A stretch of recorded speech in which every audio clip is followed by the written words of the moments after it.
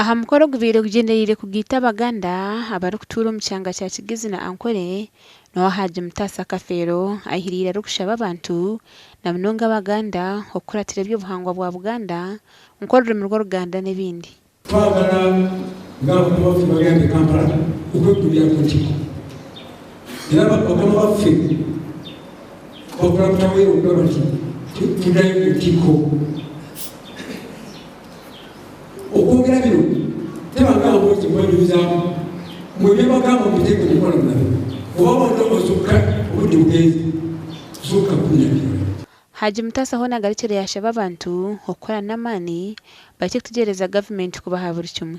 Bajjajjaffe bajja kuno baali basajja bakozi nakati bakyali bakozi bakitafu mutuva baali basuubuzi mukimanyi baali balimi ate n'okulunda bakuyingiramu bakuutya okubeera abakozi ennyo teri bulamu bunyuma nga tibuli kuseera.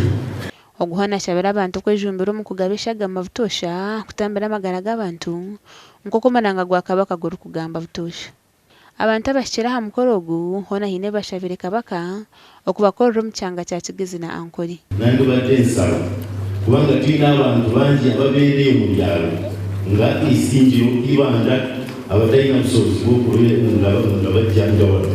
Nange badde nsaba abantu bwekinasoboka buli mwaka funa olutungano mu kitundu oba isingiro oba buseeri oba ntungamu buli mwaka tugende tukyale kumanyagane. Abaana abaffe bali ku simu gyesiraziza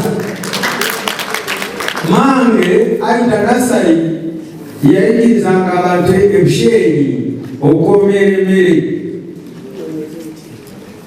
n'okwesibako emmesi. Hawa TV West, Susan Chelsea.